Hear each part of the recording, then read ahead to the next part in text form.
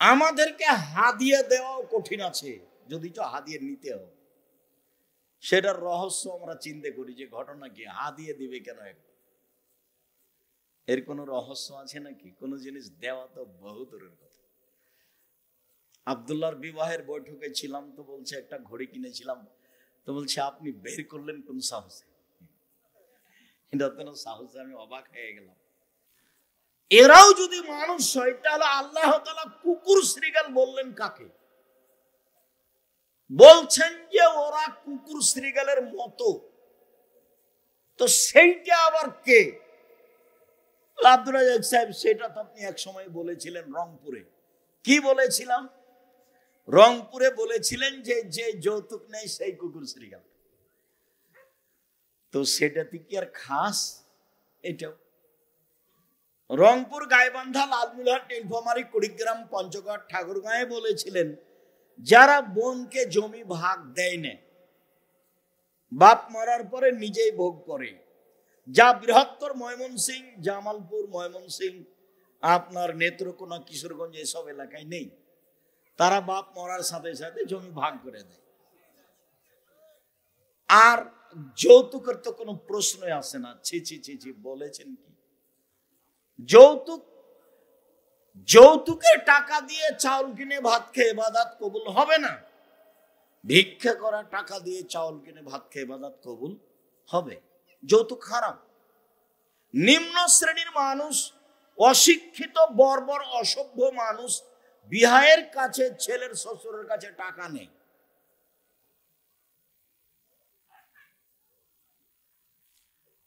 আমাদেরকে হাদিয়া দেওয়াও কঠিন আছে, যদি তো হাদিয়া নিতে হবে।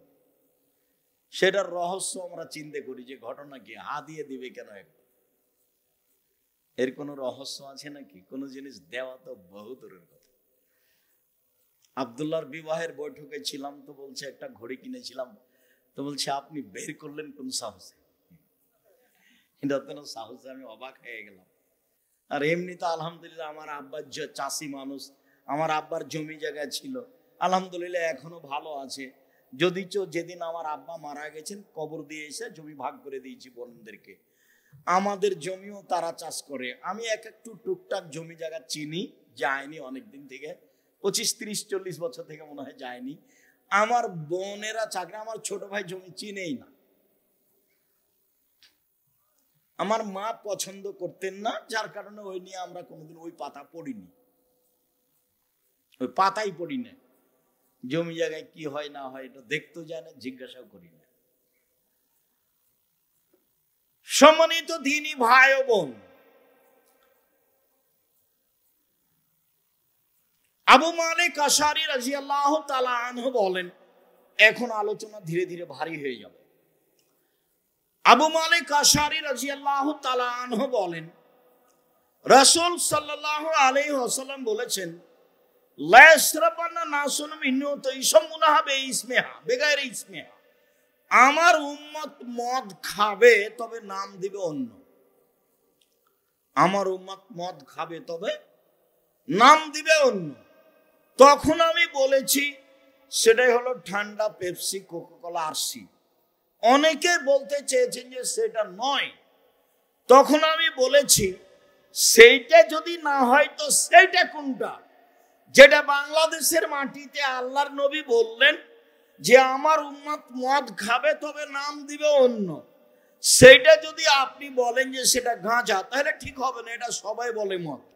আপনি যদি বলেন সেটা ইয়াবা, তাহলে এটা ভুল হবে, কেননা সবাই বলে মদ। আপনি যদি বলে হিরোইন, তা এটা ঠিক হবে না, কেন এটা সবাই বলে মদ। এটা মদ সবাই জানে।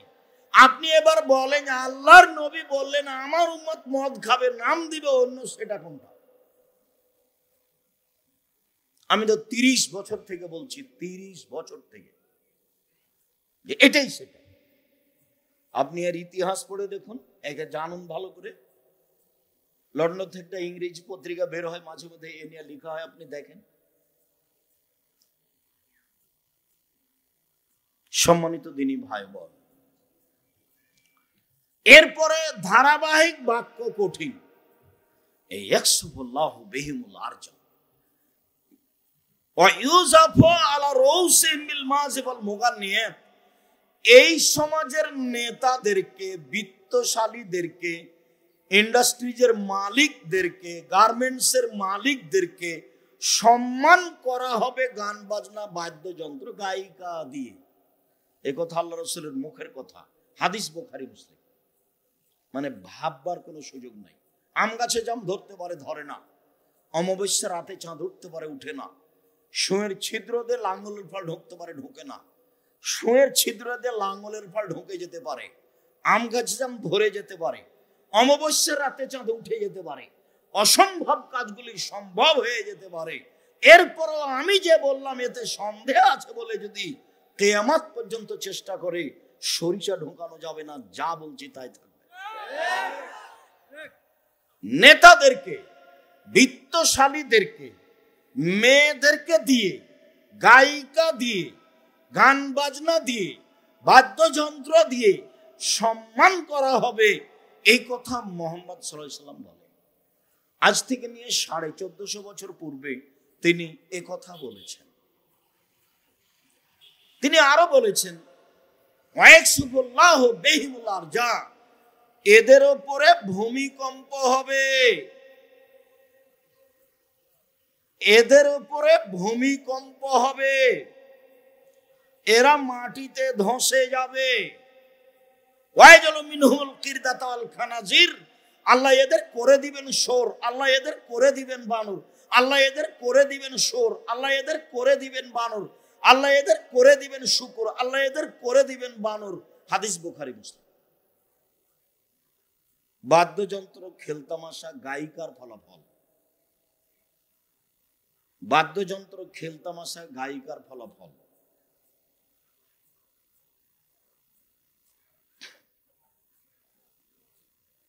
চলেন দেখেন।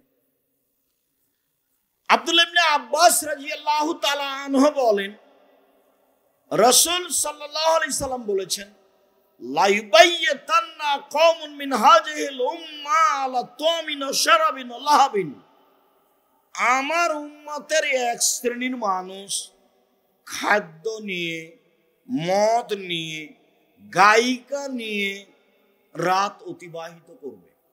এগুলো তার মুখের ভাষা। আমার উম্মতের এক শ্রেণীর মানুষ গায়িকা নিয়ে, গান বাজনা নিয়ে, বাদ্যযন্ত্র নিয়ে, মদ নিয়ে রাত অতিবাহিত করবে। তারা সকাল করবে। ফায়াকসুমুল্লাহ, আল্লাহ ওদের করে দিবেন বানর, আল্লাহ ওদের করে দিবেন শুকর। ওরা হয়ে যাবে বানর, ওরা হয়ে যাবে শুকর। ওদের করে দিবেন বানর, ওদের করে দিবেন শুকর। ওরা হয়ে যাবে বানর, ওরা হয়ে যাবে শুকর। ফলাফলে একটা কথা থাকবে, কেন বানর হবে, কেন শুকর হবে, সেটা পরে। এতক্ষণ পর্যন্ত জানতে পারলাম যে এরা সন্ধ্যায় থাকবে মানুষ, সকালে হবে শুকর, শোর হবে, হবেই। যারা গান বাজনা, বাদ্যযন্ত্র, খেলতামাশায় নাচে মেতমত্ত, তারা হবে। কিন্তু আল্লাহ রাসূলের মুখের ভাষা, হাদিস তো বলতে গেছে। আমার আপনার তো আর ভাববার কোনো সুযোগ নেই। আনাস রাদিয়াল্লাহু তাআলা আনহু বলেন, রাসূল সাল্লাল্লাহু আলাইহি ওয়াসাল্লাম বলেছেন, লা ইয়াকুনু ফি হাযিহিল উম্মাহ খাসফুন, মাসখুন, কাযফুন, আমার উম্মতের উপরে তিনটি বিপদ নেমে আসবে, তিনটি পাপের কারণে। আমার উম্মতের উপরে তিনটা বিপদ নেমে আসবে, তিনটা পাপের কারণে। আমার উম্মতের উপরে তিনটি বিপদ নেমে আসবে, তিনটি পাপের কারণে। এক, খাসফুন, ভূমিকম্প। দুই, মাসখুন, আকার আকৃতি পরিবর্তন হবে। সন্ধ্যায় থাকবে মানুষ, সকালে হবে বানর, একবারে হুবাহু বানর হয়ে যাবে। ওইভাবে খাবে, ওইভাবে চলবে। সন্ধ্যায় থাকবে মানুষ, সকালে হবে শুকর, একবারে হুবাহু শুকর, একবারে হুবাহু। ওইভাবে খাবে, ওইভাবেই চলবে, ওইভাবে পেশাব পায়খানা মুখ দিয়ে গুটিয়ে নিয়ে ওড়াবে। এ কথা তো আমি বলিনি, এই কথা তো মোহাম্মদ সাল্লাল্লাহু আলাইহি ওয়াসাল্লাম বলছেন। পাপ তিনটে। এক, এটা শারিবুল খুমরা, যখন এরা মদ পান করবে তখন। বিড়ি, তামাক, জর্দা, সিগারেট, গুল সব মদের অন্তর্ভুক্ত। নিয়মিত যে জিনিসের নেশা অথচ তো খাদ্য নয়, সেটাই মদ। আর বিড়ি তামাকের ভিতরে যা আছে সেগুলো বের করে একজনকে যদি হাফ কেজি খেতে দেওয়া হয় তাহলে তো আর বাঁচবে না।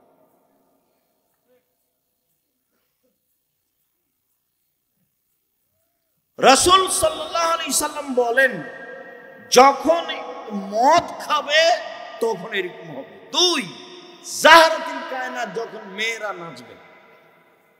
সব মোবাইলে মেয়ে নাচে, প্রায় সব দোকানে মেয়ে নাচে, প্রায় সব বাড়িতে মেয়ে নাচে। মানুষের কাছে এটা আর পাপ নয়। স্বাভাবিকভাবেই মুরব্বি তাহাজ্জুদ পড়ে এসে দোকানে বসে আছে, মাথায় টুপি আছে, খবর চলছে, ল্যাংটা মেয়ে আসছে, মাঝে মধ্যে খবর চলছে, চা বানাইতে বলেছে, চা খাচ্ছে। আমি বলেছি চারটে জিনিস পালন করবেন। এক, 5 ওয়াক্ত সালাত। 2, হালাল রুজি। 3, কোরআন তেলাওয়াত। 4, দুইজন যেখানে বসে আছে সেখানে বসবেন না। আড্ডা পিটা চিরদিনের জন্য হারাম। একরাহুল কালাম বাদাল ইশায়ে, একরাহুল নওম ক্বাবলাল ইশায়ে। আল্লাহর নবী এশার সালাতের পূর্বে ঘুমিয়ে যাওয়া ঘৃণা করতেন, আল্লাহর নবী এশার সালাতের পরে কথা বলা ঘৃণা করতেন। রাত 10টায় শুয়ে যেতে হবে যে কোনো মূল্যে।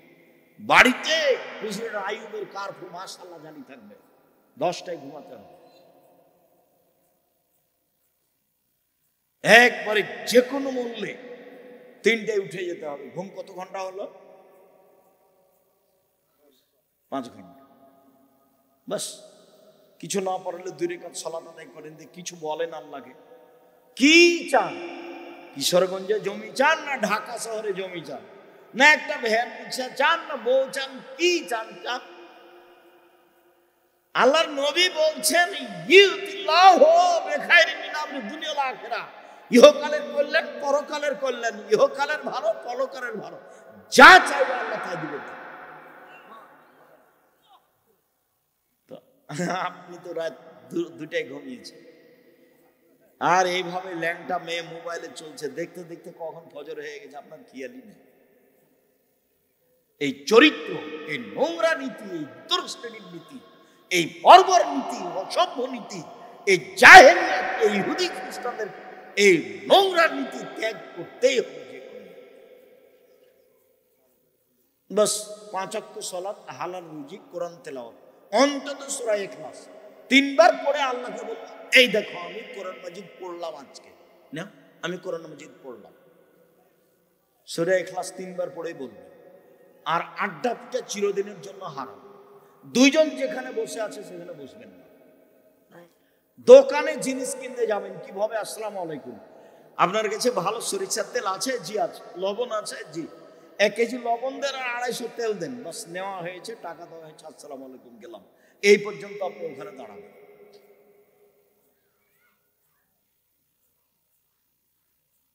যখন আল্লাহ রাসূলকে জিজ্ঞাসা করা হয়েছিল মান নাজাত, জাহান্নাম থেকে বাঁচার পথ কি, তখন আল্লাহ রাসূল 3টে বলেছিলেন। 1, মুখটা বন্ধ রেখো, কথা বলবো না, ভালো ছাড়া মুখ দিয়ে কথা বলবো। 2, জরুরি প্রয়োজন ছাড়া বাড়ির বাইরে যাবে না, অন্য হাদিসে এসেছে আলজিম বাইরে। 3, পাপের জন্য কাঁদো, বাস জান্নাত। আমি ওইটাই বললাম যে 5 ওয়াক্ত সালাত, হালাল রুজি, কোরআন তেলাওয়াত, আর আড্ডা না পিটা। দুইজন যেখানে বসে আছে ওখানে বসবেন না। দুইজন বসে আছে, একজন জিবরাইল আর একজন মালাকুল মউত, তবু বসবেন না। কথার কথা। তার মানে আড্ডা বৈঠক ভালো নয়। এরা বসে আছে, এরা মানুষ, এরা সত্যিই মালাকুল মউত নন, এরা জিবরাইলও নন। জি, কোন জায়গাতে না কোন জায়গাতে আসবে। হয় কেউ দল করে, না হয় কেউ সংগঠন করে, না হয় কেউ আওয়ামী লীগ করে, না হয় কেউ বিএনপি করে। কথার এক পর্যায়ে সেটা চলে যাবে। তখন আর একজন ধুয়ে ছেড়ে দিবে। মৌলানারা যেমন একজন আর একজন ধুয়ে ছেড়ে দিয়েছে, দেখছেন না, একজন আর একজনের পিছনে এমন বলা বলছে, একবারে মন কলিজা ঠান্ডা করে বলে নিচ্ছে। আপনি যতই বলেন আমি আব্দুল রাজ্জাক বিশু আপনার নামে মুখ খুলবো না, আপনার নামই নি না, আমি আপনার নাম নেওয়াটা আমি ভারী মনে করি। আমার জীবনে কোনোদিন আমি মাযহাবের ব্যাপারে কথা বলিনি, একটা বাক্য বলিনি। হানাফি মাযহাব হোক, শাফি হোক, আল মালিকি হোক, চরমনায় হোক, ফুরফুরা হোক, আর পীর হোক, যেই হোক জীবনে মুখ খুলিনি, নামই নি না আমি। মুখ খোলা তো বহুদূরের কথা, বিরুদ্ধে যাওয়া তো বহুদূরের কথা। এই যে আমি বলে যাচ্ছি, কাল এখানে এসে আমাকে ধুয়ে ছেড়ে দেন, আপনার ব্যাপারে আমি মুখ খুলব না। আমি তো কিছু বলে বিচার আপনার কাছে চাইনি, ওখানে চেয়েছি। কি দরকার? সিলেটের ঘটনায় ওসি বলছে মামলা তো আমি চালাবো, সিগনেচার করেন। বলছি অবাক কথা, আমি তো মামলা করব না, আমি সিগনেচার করলে তো আমি মামলা চালাবো। আমি একটা মানুষ, মামলা ও চালাতে পারে না? ওর কি হয়েছে? ওই তো পারে। ও আলা কুল্লি শাইন, ও ঠিক মতো দেখে নেবে। সিলেটে 5,000 কোটি টাকার মামলা। কি আমি ঠাকুরের বদনাম করেছি, ঠাকুরকে অপমান করেছি। ঠাকুরকে কি বলেছি? ঠাকুর বলছে ও কালিমা তোমার আকাশ, ও কালিমা তোমার বাতাস। তখন আমি বলেছি তোর বাপের আকাশ। বাঙালি ছেলে মেয়ে বলতে পারে ও কালিমা তোমার আকাশ, আমি বলতে পারি না, আমার ছেলে মেয়ে বলবে না ইনশাআল্লাহ। তুমি বলছো, তোমার বাপ বলছে, তোমার মা বলছে, তোমার বাপ তোমার মায়ের করে শক্তভাবে পক্ষে লেগে আছে, কে বলছে চলবে না? তুমি ঠাকুরকেই চিনো না, রবীন্দ্রনাথ ঠাকুরকে তুমি চিনো না। 10 বছর তোমাকে ঠাকুরকে পড়তে হবে। ঠাকুরকে চিনার জন্য তুমি বই পড়ো, রাজসিংহ বঙ্কিমচন্দ্রের লেখা। ঠাকুরকে চিনার জন্য তুমি বই পড়ো, চেপে রাখা ইতিহাস, ইতিহাসের ইতিহাস। বইয়ের নাম কি? চেপে রাখা ইতিহাস, ইতিহাসের ইতিহাস। তাহলে আপনি ঠাকুরকে চিনতে পারবেন। ঠাকুর আপনার কি করেছে? ঠাকুরের কবিতা আপনার কাছে প্রিয় হলো কি করে? তাই তো আমি বলেছি 71 সাল থেকে নিয়ে এখন পর্যন্ত বাংলাদেশে কোনো শিক্ষিত মানুষ শিক্ষামন্ত্রী হয়েছে তা আমার জানা নেই। নিজেই বুঝতে পারেনি বিদ্যা কাকে বলে, তো জাতির কি করবে? নিজেই তো বুঝতে পারেনি বিদ্যা কাকে বলে, বিদ্যা কি, তো জাতির কি উপকার করতে পারে? এই ছেলে, অল্প সময় কেউ কোনো জায়গায় কোনো কাজে মোবাইলে ব্যস্ত হবেন না। 3, যারা মোবিল মাঝে যখন বাদ্যযন্ত্র প্রকাশ পাবে, 1, নেশাদার দ্রব্য পান করবে, 2, মেয়েরা নাচবে, 3, বাদ্যযন্ত্র প্রকাশ পাবে। তখন 3টে বিপদ নেমে আসবে। 1, ভূমিকম্প, 2, আকার আকৃতি পরিবর্তন, 3, সমস্যা। মসজিদে মারানো, মাদ্রাসায় মারানো, জমির দাম 10 লাখ, রেস্টির খরচ 11। মানে বেহিসাব হিসাব ছাড়াই জমি কিনলাম আমি এই টাকা দিয়ে, ওই রকমই টাকা দিব সরকারের ঘরে। এ আবার কোন নিয়ম? ওই আবার কে? ও কি জমির মালিক নাকি? আমি তাকে এভাবে টাকা দিব? মানে সরকার হয় ফ্রি রাখবে, না হয় এমনি 10 টাকা রাখবে। ওই যে সরকারি মেডিকেলে পাওয়া যায় না, ওষুধ পাওয়া যায় না, 10 টাকা দিয়ে টিকিট কিনলে হয়, ওটা হতে হবে। এটা নিয়ম মানা, 200 টাকা লাগবে 10 শতক 1 বিঘা জমি কিনতে, এরকম হতে হবে। লক্ষ লক্ষ টাকা কেন? সমস্যা নেমে আসবে মানুষের উপরে। 3টে বিপদ মনে থাকবে না মনে হয়? তার একটা হলো আকার আকৃতি পরিবর্তন হবে। এবার দেখেন, অবাক হতে হয়। মাওলা রাসূলুল্লাহ সাল্লাল্লাহু আলাইহি ওয়াসাল্লাম শাওবান আল্লাহ রাসূলের গোলাম। আল্লাহ রাসূলের গোলাম শাওবান বলছেন, আল্লাহর নবী বললেন, ইন্না মিম্মা তাখাওয়াফা আলা উম্মতি, পৃথিবীর মানুষ 3টে বিষয় আমি আমার আমার উম্মতের উপরে আশঙ্কা করি। পৃথিবীর মানুষ, আমি দুঃখ প্রকাশ করে গেলাম আমার উম্মতের উপরে তিনটা বিষয়ে। পৃথিবীর মানুষ, আমি আফসোস প্রকাশ করে গেলাম জাতির সামনে তিনটা বিষয়ে। এক, আইম্মাতাম মুদিল্লিন, ভ্রান্ত হুজুর। এটা আমার আফসোস। হুজুর ধর্ম বিক্রি করে খাবো, এটা আমার আফসোস। ওমর রাদিয়াল্লাহু তাআলা আনহু যদি এখন বেঁচে থাকতেন বাংলাদেশে এই মুহূর্তে, তাহলে 70-95 জন বক্তারা আজীবন জেল হতো। বক্তৃতা করা তো বহু দূরের কথা। উর্দু ভাষীরা আরো মিথ্যে কথা বলে। আমি ইন্ডিয়া, বিহার, কাটিহারে একবার বক্তব্য দিতে গেছি, তা আমি 7টায় পৌঁছেছি। ওখানে উর্দু ভাষায় বক্তব্য দিচ্ছে, শ্রোতারা বাঙালি, তবে উর্দু ভাষা বুঝে। এই যে বলছে, ফটফট ফটফট করে বলছে, উর্দু ভাষার ক্ষমতা বেশি। তো 11টার সময় আমি স্টেজে গেছি। আমি গিয়ে সালাম দিয়ে জনগণকে বললাম, আমি সন্ধ্যা 7টায় এসেছি, 11টায় মঞ্চে আসলাম। এতক্ষণ পর্যন্ত বক্তারা যা বলেছে তা আমি কিছু বুঝতে পারিনি, আপনারা কি বুঝেছেন? তো জনগণ বলল না। এবার সভাপতি সাহেব বললাম, সভাপতি সাহেব, আপনি কি সকাল থেকে সন্ধ্যা থেকে এখন পর্যন্ত কিছু বুঝেছেন বক্তারা কি বললো? বলে যে না। তো নেন, এবার আমিও বুঝিনি, জনগণও বুঝেনি, সভাপতিও বুঝেনি। তাহলে কি হলো? নিশ্চয় পুঁথির গান হয়েছে। পুঁথির গান মানে 6 মাসের রাস্তা মর্দ 6 দিনে গেল, ঘোড়ায় চড়িয়া মর্দ হাঁটিয়া চলিল। 6 মাসের রাস্তা মর্দ 6 দিনে গেল, ঘোড়ায় চড়িয়া মর্দ হাঁটিয়া চলিল। ফাতেমা কান্দিয়া কয়, আজ বুঝি হোসাইন কারবালাতে শহীদ হয়। ফাতেমা কান্দিয়া কয়, আজ বুঝি হোসাইন কারবালাতে শহীদ হয়। এটা বক্তব্য। বগুড়া নগর আলেম মাদ্রাসাতে একজন বক্তা বলছেন যে আব্দুল কাদের জেলানী রাহিমাহুল্লাহর বাড়িতে এসেছিলেন একজন ফকির ভিক্ষা চাইতে। তখন আব্দুল কাদের জেলানী মায়ের পেটে।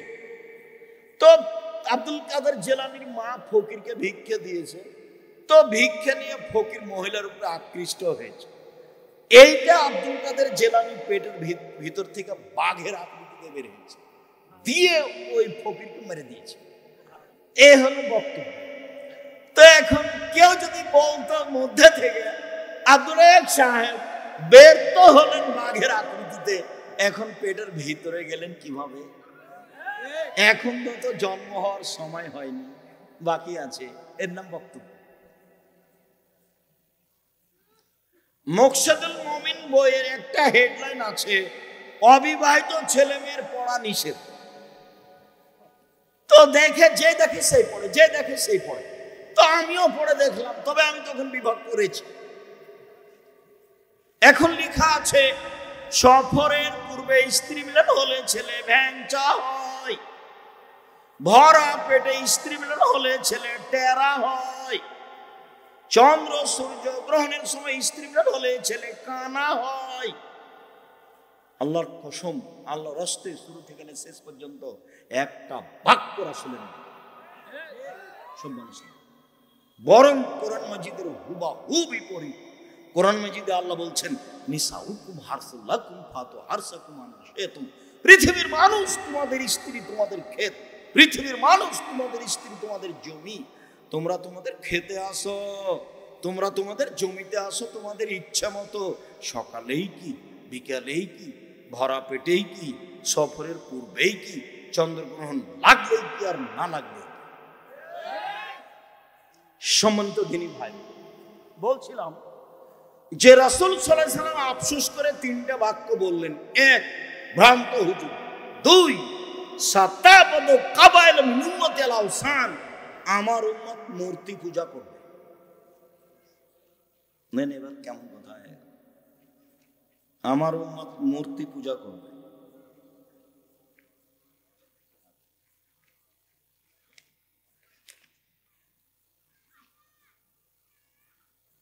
কোরআন খতম শেষ এ দোয়া পড়বেন। দেখেন লেখা আছে, 90 সাল থেকে বলছি। জি, 90 সাল থেকে বলছি, এটা আসলে নয়, এক ভ্রান্ত হুজুর। এইটা আমার ভয় আশঙ্কা। 2, আমার উম্মত মূর্তি পূজা করবে, সরস্বতী ভগবতীকে মূল্যায়ন করবে, বাপ মায়ের ছবি সুন্দর করে বাড়িতে সাজিয়ে রাখবে, বলছে যে আমি আমার মাকে সম্মান করি, এই যে ছবি রেখেছি। অশিক্ষিত সন্তান, কুসন্তান বলছে আমি মাকে সম্মান করি। বেটা, মাকে সম্মান কাকে বলে? মাকে সম্মান মানে মায়ের কবর দিয়ে এসে বাড়িতে ঢুকে মায়ের যে পাসপোর্ট সাইজের ছবিটা ছিল ওকে টুকরা টুকরা করে ছিঁড়ে ফেলে দিয়ে কবরের পাশে গিয়ে হাত তুলে দোয়া করতে হবে। এ হলো শিক্ষিত ছেলে, এ তার মাকে সম্মান করে। ছবি মূর্তিকে সম্মান করে কেমনে সে মাকে সম্মান করে, এই কোন কথা? আমার ভয়, আমার উম্মত মূর্তি পূজা করবে, ছবি মূর্তিকে সম্মান করবে। আপনার বাড়ির ছবি মূর্তিতে ভর্তি হয়ে আছে, চোখে যে কাঁকড়া আছে। 3, আমার উম্মত মিশে যাবে হিন্দুদের সাথে, আমার উম্মত মিশে যাবে হিন্দুদের সাথে। বাদ্যযন্ত্র, আপনারা যারা 20, 25, 30 বছর আগে হিন্দুদের বাড়িতে বিবাহ দেখেছেন, গান বাজনা ছিল তাদের বাড়িতে। আমাদের মুসলমানের ছেলেমেয়েরা দৌড়িয়ে যেত সেই গান বাজনা দেখতে। এখন সব বাড়িতেই বাজনা বাজে, প্রায় সব বিবাহতেই বাজনা চলে। তা ছিল হিন্দুদের, তা ছিল হিন্দুদের। আমার উম্মত হিন্দুদের সাথে মিশে যাবে। 1, ভ্রান্ত হুজুর। 2, মূর্তি পূজা। 3, হিন্দুদের সাথে মিশে যাবে। দেখেন চাল চলন, কৃষ্টি কালচার। চলেন কাছাকাছি চলে যাই। আব্দুল্লাহ ইবনে উমর রাদিয়াল্লাহু তাআলা আনহু বলেন, রাসূল সাল্লাল্লাহু আলাইহি সাল্লাম বলেছেন, ইয়াতিয়ানা আলা উম্মাতিকা মা আতান বানি ইসরাঈল, আমার উম্মত মিশে যাবে ইহুদি খ্রিস্টানের সাথে। ডান হাতের বিঘত যেমন বাম হাতের সমান, সমান সমান। আমার উম্মত মিশে যাবে ইহুদি খ্রিস্টানের সাথে, হিন্দুর সাথে সমান সমান। পোশাকে আশাকে, চলাফেরাতে, খাওয়াতে, গাড়িতে, ছাকড়াতে, খাতা কলমে, অফিসে আদালতে, কৃষ্টি কালচারে, 31st নাইটে, সব জায়গাতে মিলে যাবে। আমার উম্মত ইহুদিদের সাথে। ডান পায়ের জুতা যেমন বাম পায়ের সমান। আল্লাহ রাসূল বলছেন, আল হাজু বিন্নাল বিন্নাল, ডান পায়ের জুতা যেমন বাম পায়ের সমান, ডান হাতের বিঘত যেমন বাম হাতের সমান, এটা যেমন সমান সমান। আমার উম্মত ইহুদি খ্রিস্টানের নীতিতে, নোংরা আচরণে, বর্বরতায়, অসভ্যতায়, উলঙ্গতায়, গান বাজনায়, বাদ্যযন্ত্রে, নিয়ম নীতিতে, পোশাক আশাকে তাদের সাথে মিলে যাবে সমান সমান। এরপরেও থামলেন না, ভাষাগত নিচে নামতে লাগলেন। নামতে নামতে বলছেন, পৃথিবীর মানুষ শুনে রেখো, ইহুদি খ্রিস্টান যদি মায়ের সাথে জেনা করে থাকে, আমার উন্নত মায়ের সাথে জেনা করে। এটা আমার মুখের কথা না, আমি কোনো কেসা কাহিনী বলিনি, আমি কোনোদিন অপ্রয়োজনীয় বাক্য বলিনি। আল্লাহর নবী বলছেন, আমার উম্মত ডান হাতের বিঘত যেমন বাম হাতের সমান, ওদের সাথে মিলে যাবে। আচ্ছা, সমান সমান কথাটা বুঝেন না? খাতা কলম তাদের মতো, স্কুল কলেজ তাদের মতো সাজানো হবে। আপনি দেখতে পাচ্ছেন না? আরে বাপ প্রতি মাসে উমরা করছে আর হজও করছে, আর মেয়ে আছে সাথে স্কিন পায়জামা পরে আছে, বাপের মাথায় টুপি আছে। এটা কেমন লাগে? এ আবার কেমন বাপ? এ যদি ভালো বাপ হয় তো কুকুর শ্রীগেল বাপকে, পশু প্রাণী ইতর শ্রেণী শিক্ষিত প্রত্যেককে নিম্ন শ্রেণী, যার ব্যাপারে আল্লাহ রাসূল এত কঠিন ভাবে বললেন যে আমার উম্মত ওরা যদি মায়ের সাথে জেনা করে থাকে তো আমার উম্মতও জেনা করে, এমন ভাবে তাদের সাথে মিশে যাবে। দেখতে পাচ্ছেন না কিভাবে চলছে, কিভাবে স্কুল কলেজ, কিভাবে প্রতিষ্ঠান, কিভাবে শিক্ষা প্রতিষ্ঠান, কিভাবে গাড়ি ছাকড়া, কিভাবে খাতা কলম, কিভাবে পোশাক পাতি সব ঘেরা আছে। জেরিন দিয়ে আর জেরিনের সাথে কি ওই যে কার্টুন টম এন্ড জেরি দেখেন না, সব দখল করে আছে। আপনি একটা জায়নামাজ নেবেন, সেই জায়নামাজে কাবা ঘর আছে, নাই সুন্দর করে কি যে করা আছে সেটা আপনিও জানেন না। আপনি একটা তেল নেবেন, সেখানে মহিলা সাজানো আছে। আপনি একটা মসজিদ করবেন, তো হুজুর একবারে সুন্দর করে ওই মেহরাবের ডান দিকে লাগিয়েছে কাবা ঘরের একটা প্লেট টাইলস, আর বাম দিকে একটা লাগিয়েছে, উপরে লিখেছে আল্লাহ মোহাম্মদ। কেউ তো জানে না আল্লাহ মোহাম্মদ কি জিনিস, কেউ তো বুঝে না যে এভাবে মেহরাব সাজানো হবে কিনা, এটা তো কেউ পাতা পড়ে না। ওর বাপ মারা গেছে, ধনী মানুষ, কিশোরগঞ্জের লোক, তো বলছে আব্দুল রাজ্জাক সাহেব আমি একটা হিফজখানা খুলেছি আমার মায়ের নামে। খুব ভালো কথা, হিফজখানা খুলেছেন আপনার মায়ের নামে। তো আপনার হাফেজকে বললাম, হাফেজ সাহেব মেহরাবের ডান দিকে আছে আল্লাহ, বাম দিকে আছে মোহাম্মদ, কেমন হয়েছে? ভালো হয়েছে। হাফেজ সাহেব মেহরাবের ডান দিকে আছে আল্লাহ, আর বাম দিকে আছে আকবর, আল্লাহু আকবর, কেমন হয়েছে? ভালো হয়েছে। তা আগেরটাও ভালো, পরেরটাও ভালো, সবই ভালো। মানে হিফজখানা এভাবে খোলা হবে না, প্রতিষ্ঠানের সাথে যে কোরআন হাদিস যেখানে আছে সেখানে আংশিক রাখতে হবে। শুধু হাফেজ বানানো মানে তার হাঁটুর উপরে মেরে তার হাঁটুকে ফাটিয়ে অকেজো করে দেওয়া। ও তখন মাথায় টুপি দিবে বড়, তার উপরে একটা রুমাল দিবে, দিয়ে মানুষের বাড়িতে খেয়ে বেড়াবে। আপনার কাছে তো ধর্মের দাম আছে, ওর কাছে 5 পয়সা নাই। আপনি দল পার্টি করলে এত প্রতারণা দিতে পারবেন না। হাফেজ সাহেব জি আমার বাপের নামে 10টা ছেলে বাড়িতে যে আমার কোরআন পড়ে দিয়ে আসবে।